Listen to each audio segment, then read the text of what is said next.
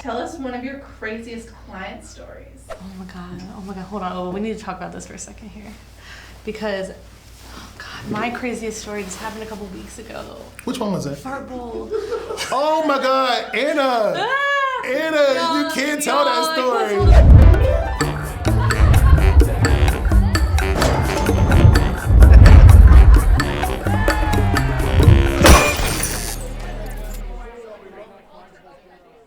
So this is the question that we're kind of like famous for on YouTube. Tell us about one of your craziest client stories. Crazy client. I don't even know where to start. Yes, which one do I talk about? All of them. It's not as bad as like all the other stories I've heard through Inked. I assume you're talking about Pooch and his Yeah. poop story, which Yeah. he tells every time. I asked her to, if she ate anything, and we did one line on the tattoo, and she passed out and peed herself everywhere. Yeah, so, I had to go run and take care of her and stuff, and then she wakes up from whatever being passed out and just starts puking. He was getting the back of his leg tattooed. He all of a sudden pipes up and goes, "Gotta fart." Gets up in the middle of the tattoo, goes over to Ova Station, which is not far enough for the fart to make its way to my Anna belly. Station is like, I'm gonna say 20 feet from mine. He goes over there, farts, and immediately comes back, which means the fart has not left his presence yet. And it had traveled back onto her table. And then I appreciate it. When he laid down, he gave her a nice little spring facial. He said. Farts. I was kind of blown away, but I had to just go back. This older guy and his, who I thought was a wife, came in. They were just getting goofier and goofier, and they would start making out in front of me. Like I'm like tattooing her lower back, and they're like making out, and he would like reach down her pants and like grab her butt, like her bare butt, and I'm just like, what the heck? This is crazy. And then my aunt came in the back, and she's so innocent. She doesn't like drink or obviously doesn't do any drugs either. And she's like, Jake, I want to let you know, these people are acting how people act when they're on crack cocaine. I was like, I don't think they're on crack cocaine, but I did smell like alcohol, and like they had like a bottle of tea, they kept calling it, and it was definitely wine. I'm like, Patty, I don't think they're on crack cocaine, I think they're on wine. I actually had a client who took drugs before and told me about this, and I don't know what will happen, but he seen the share. What, share? Share, yeah, a lot. Yeah. Very long. Share came to him. I'm a strong. Well, since you told yours, Anna, I'm just not gonna be ashamed and tell mine. So boom, I tattooed this lady. Most of my clients are women, and she's like a really good client. She gets an appointment for her husband, and he comes in. I do his tattoo. I had been sitting there for like 5 hours, so like I went to go adjust myself with my hand, like the men's do, just the meat a little bit. So I do that, and I'm going over his care instructions with him. But like, as a guy, I think other guys don't pay attention like that. So I did it, and as I pulled my hand out, he literally looks me dead in the eye and goes, "Let me smell your hand."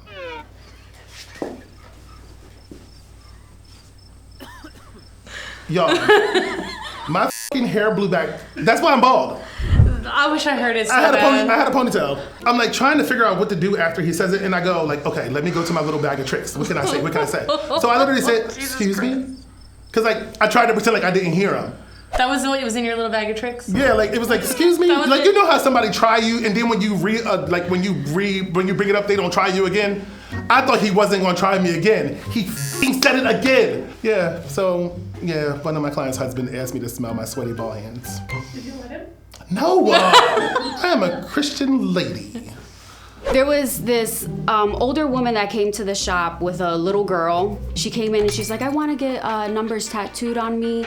And I said, okay. And she's like, what is the minimum? And I told her, and she's like, "I'm gonna go to the ATM." And I was like, "Well, before you go to the ATM, can you just write down the numbers for me?" So she writes it on a piece of paper, walks out. I flip the paper over, and it says 666 on it. So me, I don't know. I don't want to do that because I feel like that will make them go to hell if I were to tattoo that. I felt very uncomfortable about it, and I'm like scrambling around the shop like, guys, I can't do this tattoo. I do not feel comfortable, so I'm trying to give it to one guy. He's like, no, there's a fine line. I'm not doing no numbers like that on anyone. And then the other artist's like, no, I'm sorry. You just got to be honest with them. Tell them you don't want to do it. I waited for her to come in. When she came to the shop, I asked her, I'm like, hey, what do these numbers mean to you? And she's like, it's my religious beliefs. So I said, I'm so sorry, but I feel very uncomfortable doing this, and I don't think I'm the artist for you. And she just starts flipping out, cursing me out, threatening to sue me. She is just like a monster, and she's yelling in front of this poor little girl, and I'm like, who is this woman, you know? And then out of nowhere, she looks right into my eyes and she smiles and she's like, what is your name? Like that, so evil. And I made up a name. I said, Jennifer. And she's like, okay, I'm just gonna take a business card. And then she ended up walking out and pulled her car in front of the shop window, and I just see her through the window staring at me. That was the scariest thing I've ever experienced. So the new tattooer at the shop had to deal with like this very difficult customer, and she came in and he was there for like 6.5 hours just putting a stencil on because she kept accusing him of being the devil and moving her body. So I had to step in and I played like, you know, senior tattoo magic on her, and I was like reading into her, like grabbed her hands, like, can you trust me? And I put the stencil on and she started like almost crying. She's like, that's exactly where I wanted. Oh my God, this is perfect. But you moved my belly button. You just moved my belly button. This isn't my belly button. My belly button wasn't here. And we were just looking at each other. She goes, you guys, this is some real devil work. You guys are changing my body to make the tattoo work. I was like, art. I was like, you gotta go. Yeah, I think this is like the most memorable for me. It was like when I first started tattooing, and I got invited to tattoo at NYC Pet Convention.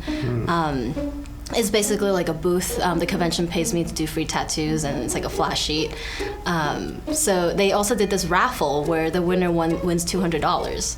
On the day of the appointment, he was 3 hours late. We scheduled it for 4 hours, and then he sent me like 5 emails in a row saying that how dare you leave, it was my time, I didn't expect you to finish, but something would have been better than nothing. It was just like, and then he signs his email with his dog's name. So like I was so confused because I was talking to his dog the entire time. His dog had a human name, so I was so confused. And he's like, I'm a pet influencer, you can't do me like that. When I first started tattooing, I got the opportunity to tattoo in Miami at Gaston Siciliano's shop. This big Russian guy came in and he wanted a cross on his back. And it was just like the outline on the center of his back. His boy comes over, he's like, just give me a second. His boy comes over and they like do a line real quick. They're like, you know what I mean? I'm like, oh bro, like you can't, can he do that? Like, you know, it's our first time in the shop, it's Miami, I don't know, they might be down with that shit. Then he takes another break, he goes outside, he's like, I'm gonna go smoke, goes outside, he like walks down the street a little bit, then he comes back running, and he's like, my friend, please, when cops come, tell them I did nothing. And I'm like, yeah, I have nothing to do with what you got going on, bro. And so I guess while he was out there, he asked someone for more coke. They don't sell coke, so he knocked them out. So dude's laid out on the sidewalk, cops come in, right? I'm still like running these lines, and the dude's like, you know, he's high as shit already. So he's like, please don't say nothing when cops come. He's like throwing $100 bills on my table, like trying to tip me. The cops run in, they're like, hey, did he leave, blah, blah, asked me a whole bunch of questions. Like, I don't know nothing about this motherfucker. You know what I mean? He went outside. As they're cuffing him up, they told me to wrap him up, but they were moving him around so much. So I just taped the saran wrap to the middle of his back. And he like went out in the cop car, and that was it. That was the last time I saw him. That was pretty crazy for me. Did you keep the money? Yeah. I felt like I had to deal with a lot of bullshit. Like you know, I deserve that. You know what I mean? Like. What about when you got arrested on your motorcycle? Tattooing? For the Ink Master. Oh my God. My son was 1 year old. I was filming Ink Master, and I had to come back that day to film Ink Master. And it was a beautiful day in the middle of the summer, the sun was out, all my friends were going to the beach, and I called the producer, I'm like, yo, I know how this works. You're gonna make me wait all afternoon, and we're gonna film, because we really were gonna film the next day. I'm like, I'm going to the beach. And they're like, okay, just be here by 7. And my friends take my 1 year old, and I get my baby mama on the motorcycle, and we go to the beach. The traffic is crazy. It's like crazy. They were doing construction and everything was like that. So of course I'm riding. I grew up in Colombia in the 90s, so I would outrun the police all the time. So then I'm riding, and then in between the cars, and then there's a police car right there, like blocking, like in between, and I'm like, I stop like 3 cars behind waiting. Things open up, and I just go like, boom. And this guy is like, woo! And I'm like, he's not gonna get me. Like, there's so much traffic, he can't even. Everybody, of course, opened enough, so he starts chasing me. Of course, I outrun him. They stopped us there. They were gonna call the truck that comes and picks that up. And this guy was just like pissed, and he was just like. And the funny thing is, like, they seat us on the highway in the middle of the summer in the sun for 2 hours. And as we're sitting there, everybody stops, like, yo, you're the dude from Ink Master. And then my baby mama was on Black Ink. You're the guys from Black Ink. Oh, they're cool people. And it was just funny because some of the people who would stop to say that, of course, were like the craziest, like smoke coming out of the car, and the police was just like looking at us and looking at whatever. There was a moment where I was just like, I started shaking. I was like, dude, like, how responsible are you? You're 40 years old, you have a kid, you have your baby mom in the motorcycle. All you need is one hero to just put the car in front of you, you crash, and then your boy is an orphan. I was just like, dude, like, grow up. Like, so I had to get a lawyer and I got like 5 tickets. The motorcycle wasn't towed because the traffic was so crazy that they couldn't get a towing truck to get there. And I was late for Ink Master, but I was cool that day. That was... Yeah.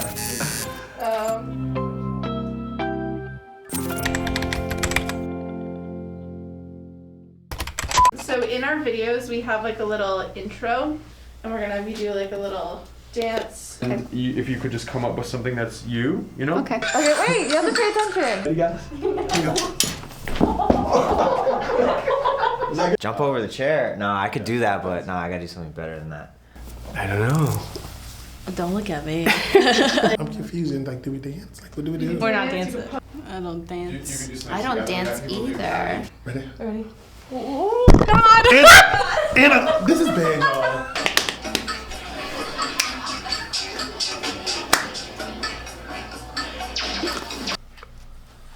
All right, Jamie. All right, sir.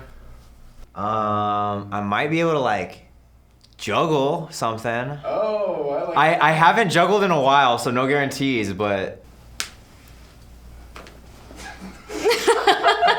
All right, I got 3. 3 is like, all right, let me see if I could even do this real quick. Oh my god, okay. What if I go?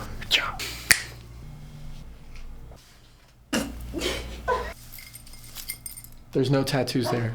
That's awesome, man. Yeah. Oh, you're just giving us everything. Yes! Is that long enough? Is that good? All right, we're good? Yeah. All right, cool. Thank you. Science.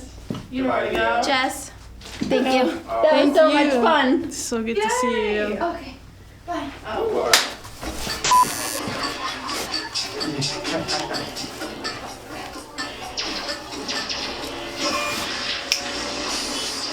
Yes. That was fantastic. Awesome. That was more than I needed. Will you guys sing us a song? No. No? Okay. Let's do it. Which song?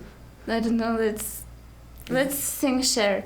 No. Am I strong enough to live without you? Strong enough.